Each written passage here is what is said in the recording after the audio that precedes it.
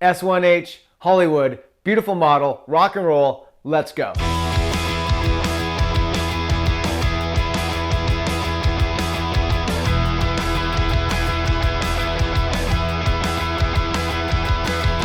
I don't give a crap, I'm taking a dirt nap. Don't need no urn, I'm feeding the worms. I met the reaper, now I'm one big sleeper. I don't give a crap, I'm taking a dirt nap. I don't give a crap, I'm taking a dirt nap. I don't give a crap, I'm taking a dirt nap. I don't give a crap.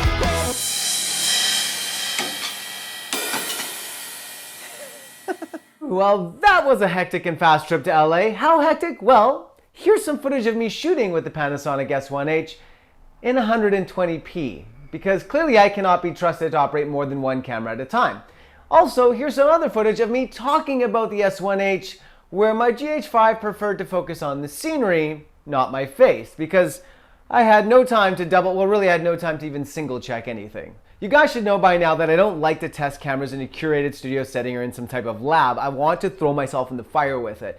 I want to struggle with it. I want to panic a little bit because I know that that's when all the good and the bad of the camera will come out. If I can problem solve really quickly and easily on set, that means that the camera has a really good design. The inverse is true as well, where design can sometimes get in the way of getting good footage. I also don't intend on doubling up on content others have already given you. There are two amazing reviews out there that I think you should watch. Our friends at DP Review and Gerald and Dunn take a look at this camera in two very contrasting ways, and I think they're both worth watching, so I'm going to put a link in the description below to those two videos, but this video intends to kind of slide in between those two. So without further ado, here's what I learned after my day with this camera. Alright, so let me tell you about all the different ways that I think the S1H is a baby Varicam, but let me first tell you why you should care, because any cinematographer worth their weight will tell you that despite the mirrorless and DSLR revolution being an incredible thing for the industry, it's allowed us to do things we could never do before, it still hasn't really taken the place of a large body cinema camera, because those cameras tend to have a high degree of functionality, usability, color science, processing power, but one thing they have that a mirrorless or DSLR will never have is weight. When you put a large body cinema camera on your shoulders and you shoot with it, it gives you a sense of motion that is very filmic, makes it look like it was actually shot on film stock, not on a digital sensor. And the one challenge with a small mirrorless camera is, in addition to not having that weight, you tend to have rolling shutter as well. You don't have the processing power to pull the data off the sensor fast enough. And the S1H in other reviews people have talked about the rolling shutter in there. It's present, there's no question about it. But one thing that makes this camera very special is its IBIS. It works better than any other camera I've ever seen before. And I'll be honest with you guys, I own a gimbal, I use gimbals all the time, but I don't love them. They tend to suck time more than they save time for me. And when I heard about how good the IBIS was on this camera, I shot with a gimbal for like maybe 10-20 minutes, and then I got so frustrated with the gimbal that I kind of ripped the camera off, and I was willing to trust the IBIS on this. And I want you guys to go back to the footage that I showed you at the top of the video, because all of that was shot handheld. And to me, that footage does not look like it was shot on a mirrorless camera. It looks like it was shot on a large body cinema camera. The rolling shutter doesn't really seem to be apparent in those shots, and really any of the shots that I took, to be perfectly honest.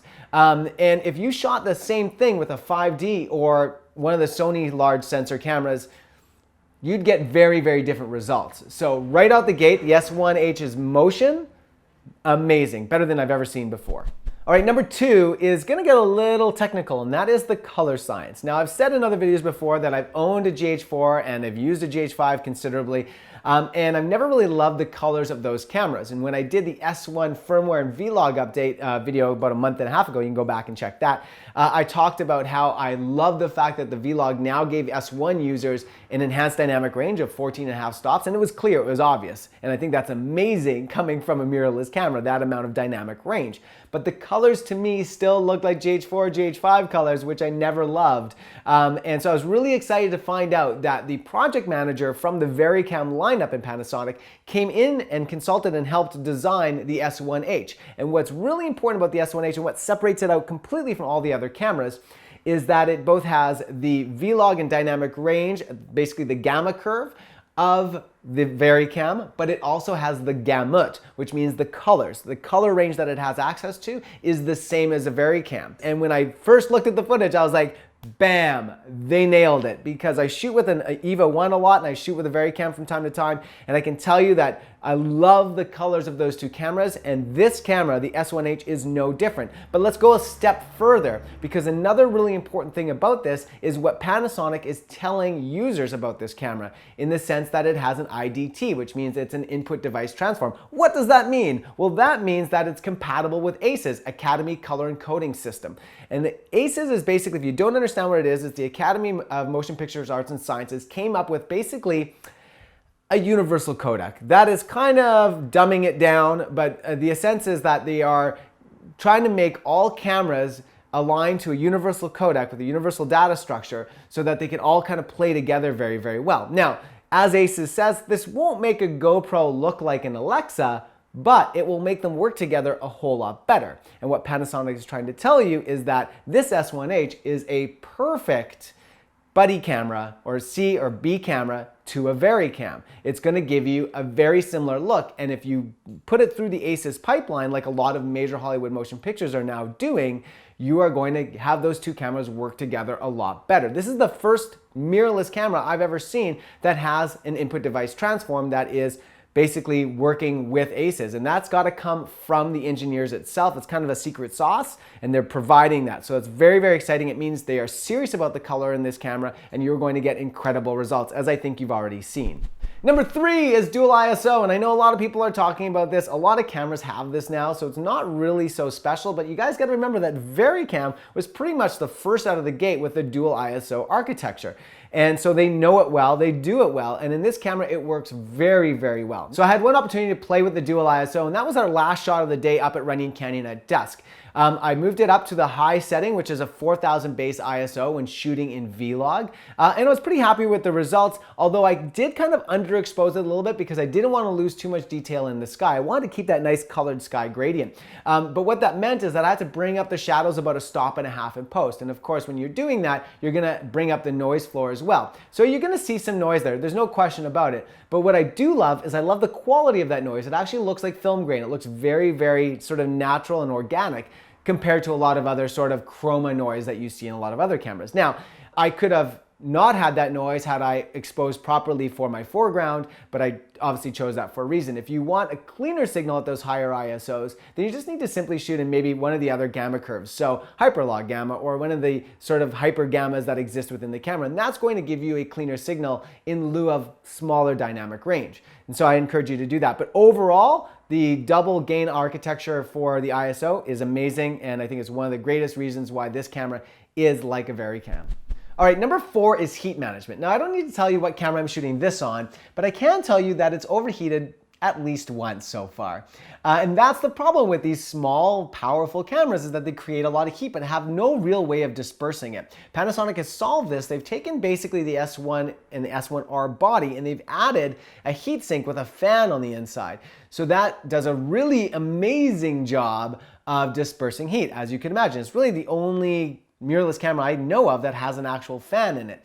And the other thing that's really crazy about this is Panasonic has been developing laptops for the military for many, many years. You can drive over them, you can do all sorts of crazy things. They are fully, like, not bomb-proof, but weather resistant and like impact resistant to a large degree. They've taken that same technology and put it in the S1H, which means that the camera is still dust and water resistant, and you will still have a working fan and a working heatsink, which is mind-blowing that you can have both of those technologies, and they're taking that from all their sort of military tech work and bringing it into this camera. So guys, you can do some crazy things with this thing, and you can push it to the limit. It has unlimited recording time in any setting that you have, and right there out of the gate, guys, you're gonna have an indestructible little buddy.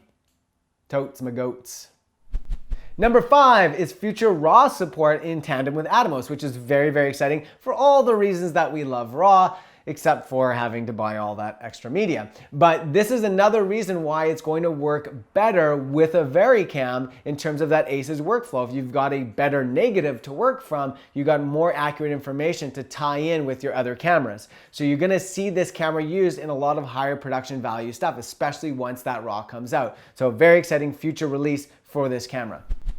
The next reason why I think the S1H is a baby Varicam is because it gives you access to a massive amount of resolutions, sensor sizes, frame rates, codecs, aspect ratios. It's like unlimited, and it goes all the way up to 6K open gate, which means that you can get large format anamorphic cinematography at 6K in this little tiny body. It's mind-blowing. And then you can choose a whole other host of options at very powerful codecs, a lot 442 10-bit for a lot of them.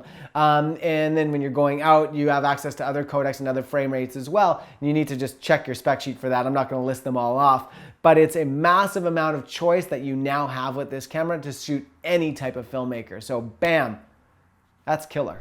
And last but not least, the other reasons I think this camera is awesome are these reasons.